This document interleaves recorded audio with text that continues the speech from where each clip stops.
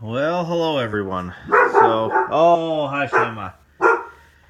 So we're working on the Willys engine. This is the 134 F head, where the exhaust is in the block and the intake valves are in the head. So I don't know how good this is going to come up. Maybe.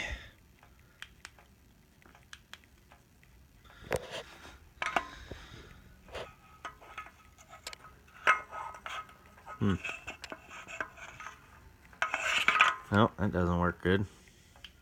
Hang with me. Alright.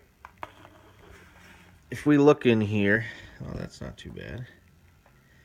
You can see that there's this radial scoring, and then there's some pretty deep scores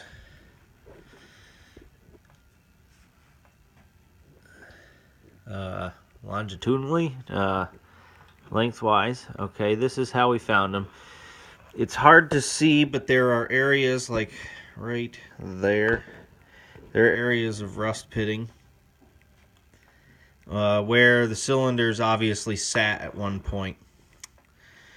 So, but they actually, it was making compression. So what we're trying is, we decided to take a bar hone to it. And so this is what we started with. Here's what we have gotten on cylinder 2.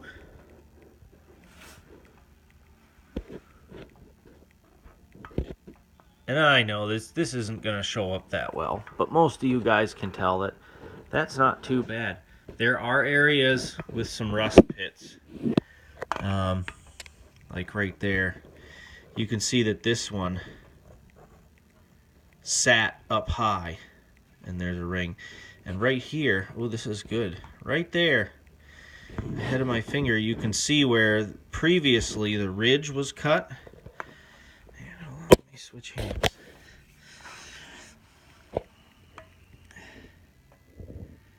You can see where the ridge was cut. You might think that is a ridge, but it actually taped, well, it's been removed when somebody did work on this before. Ooh. So here I wanted to remove the evidence of that ridge, and that's all that's left. You can't feel it, but you can see it. We might take it off, but I'm going to save some of the stone. Ooh, that's kind of pretty, isn't it? So, ooh, I wonder if we can do this. The phone fits inside there.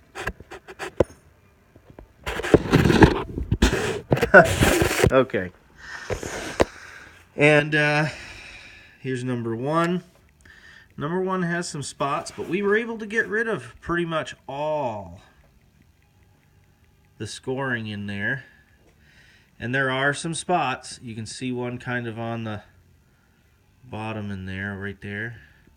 There are some spots where there's some rust pitting from prior. Like I said, this one, there was a ring down further. I think it shows up as that light line right there. But, it's still going to be pretty damn good. So I'm impressed with what's going on. This is my first time attempting this, and we know this isn't the right way, but we're just going to freshen it up. This has never been bored. This had standard pistons in it, and I used a piston ring to check my end gap by putting a piston ring in, squaring it up with a piston. And before this, we had a 40 thousandths end gap at the top here. There's a little variation. They're slightly wider at the bottom, which I believe they're supposed to be. It's only a couple thousandths. And after honing, I put the ring back in, same location, squared it up with the piston, measured the end gap. We increased 5 thousandths end gap. These cylinders are approximately 3 1/8 diameter. So I did the math this morning, and when I increase 5 thousandths on the circumference, I only have increased 1/1000th of an inch in diameter. So all that honing to bring this back up, which this is approximately 2 hours of actual work honing per cylinder. Yeah, that's a little ridiculous, but we're playing around. We're trying something out, and yeah, we only took off. We only increased the diameter by 1/1000th of an inch. So that's pretty effective. Shortly, we'll have a few tools coming in so that we can accurately measure, snap gauges and some mics. So we can kind of measure things and make sure we know where we're at. So we order the right pistons and rings. We got valve stuff coming. We'll see if we can do something about that. And we've got some other stuff we can do to Esther, but we've got our hands full. We have our hands full. Yep. I like to do that to keep my fasteners organized. But anyway, good times are being had. It is 5 degrees with 30-mile-an-hour winds outside, so I'm very happy to be in here working on this and learning something new and getting somewhere. Alrighty.